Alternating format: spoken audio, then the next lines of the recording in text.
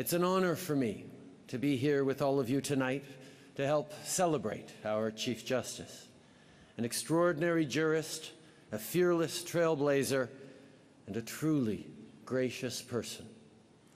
I know it's customary at events like these to tell personal stories and to make some jokes. Unfortunately, almost every joke that came to mind was one that Frank told me, so you won't hear this Prime Minister tell any of them tonight. Although I did come up with one particularly good Stephen Harper joke. But I realized that the only punchline that worked included language that would have made Brian Mulroney blush, so you won't be hearing that one either. I do want to take a few minutes, though, to reflect on Chief Justice McLachlin's years of service and what they mean to Canada and to Canadians. Time after time, she has shone a spotlight on the importance of access to justice, on timely access to representation, to courtrooms, and to legal processes for all Canadians, not just the wealthy and the well-connected.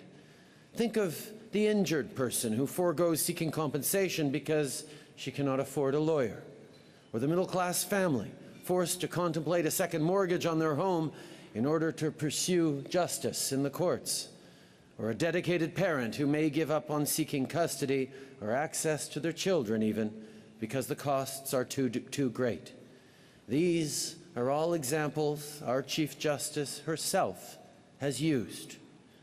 These are examples she used because Chief Justice McLachlin understands that access to justice, while a vital part of ensuring public confidence and safeguarding democracy, is also about real, practical outcomes in the lives of ordinary people. That commitment to serving the interests of Canadians is evident in the care she took to serve as a public figure, but never a political one.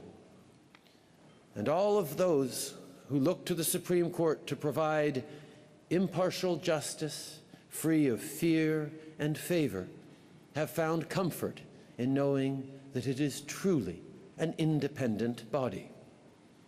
Does that mean that the judgments it renders make life easy for people who do what I do for a living? I can assure you that is most certainly not the case. But that is as it should be.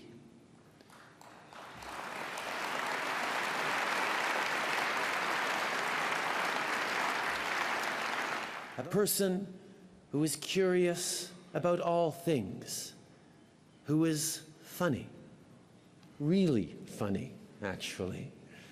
Someone who cares deeply about her work and about her family. Someone who speaks with conviction, and more than that, listens with compassion. When you spend time with our Chief Justice, you are left with the impression that she is, quite simply, a consummate Canadian. Someone who wants to help build a better world and is willing to work very, very hard to make it happen. Madam Chief Justice, we are a better country for your service, and because of you, we are today a more just society. On behalf of all Canadians, I offer my thanks. Merci, Beverly.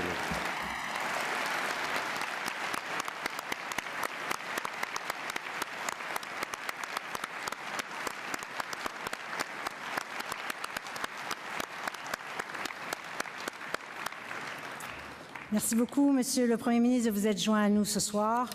Maintenant, un petit mot sur le déroulement de la soirée. On va vous permettre de discuter avec les convives à votre table. Nous reprendrons le fil des hommages une fois que le dessert sera servi. Et pendant le repas, prêtez attention parce que vous pourrez profiter d'un montage de photos de la juge en chef au fil des ans qui sera projeté de temps à autre sur les écrans. Vous verrez certains des moments forts de sa carrière et d'autres moments aussi plus personnels, alors profitez-en bien. Now, let me explain, as Celine did, how the evening is going to unfold. We're going